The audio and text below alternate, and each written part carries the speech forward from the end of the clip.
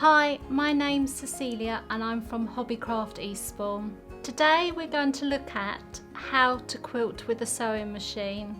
The Singer Confidence is one of the best machines for quilting with. It's got some lovely stitches on it. It drops the teeth so you can do freehand quilting as well.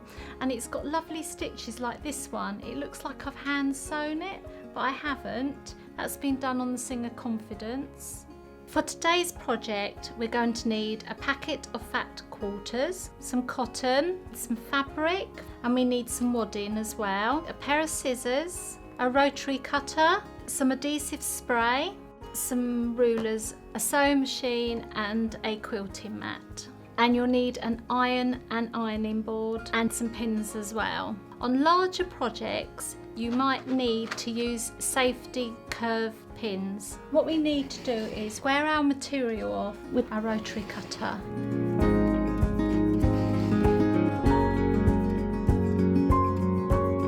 So what I'm going to do now is I'm going to cut it into a 2.5 inch strip. Just make sure you hold that ruler down because it does tend to sometimes want to slide. Okay, so there's my 2.5 inch strip. So now we're going to cut it into a 2.5 inch square. Continue this with as many colours as you would like to mix and match into your quilt.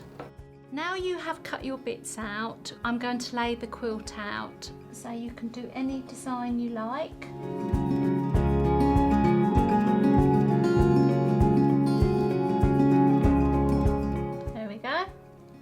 Now we've got to seam them together, and what I do is I pin them because it's easier, and I always go up the side that's even just by flipping them over on top of each other. And what you've got to do is do that on each row.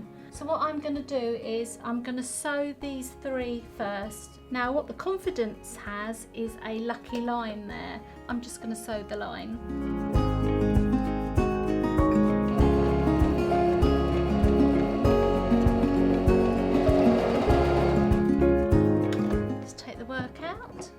Don't forget, cut those ends off. We don't want ends everywhere.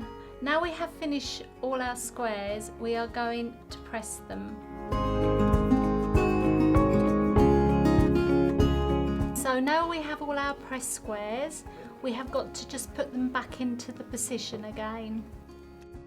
Next, put them together. Put a little pin in it to hold it into place. Flip it over and put the next one on. Do that on each row.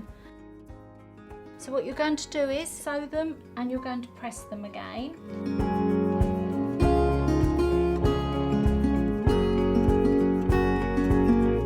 Now we have sewn and pressed all our squares into columns.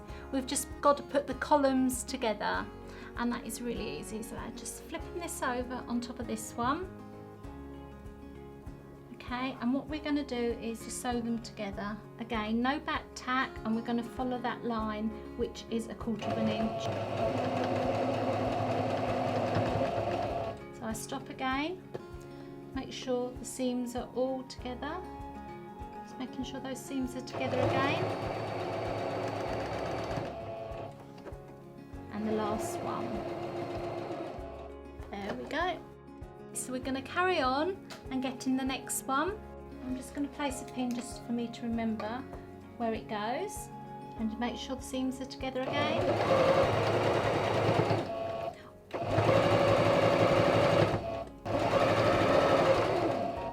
There we go. So carry on with all the other pieces until you get your rectangle. Now we've just finished all the seams, we're going to seal them and press them. Okay, so we're nicely pressed, ready to go. What you have to do is cut the wadding about 1 inch bigger than your quilt. But what we need to do is just give it a little bit of spray to hold it in place, and it looks like that. And then we're going to cut a lining, again a little bit, well, about 1 inch bigger than the quilt size. Before we go to quilting it, we have to change our bobbin to the colour of the lining underneath, and ours is purple. There we are. Okay, what I normally do is I start nearest the middle I can get, and I'm just going to do like a little top stitch, not pulling it too hard, but giving it a gentle pull to make sure it's all nice and flat. Get to the end and just put the needle down and turn, and I'm going to go round again, just keeping that stitch straight all the time. Stop and turn. What I do is when I finish, I just do a couple of back tack stitches just to secure it. Okay, so we finished quilting and it looks like that. What I've done is I've just gone round the edge with the sewing stitch all the way round. So you can see that we've used our purple bobbin at the back, so it looks nice and neat. And we've got a nice quilting on the top. So all we need now is just to give it a little trim with the rotary cutter and the ruler. Okay, and finished. Voila. For any more information, go to our website or come and see us in store.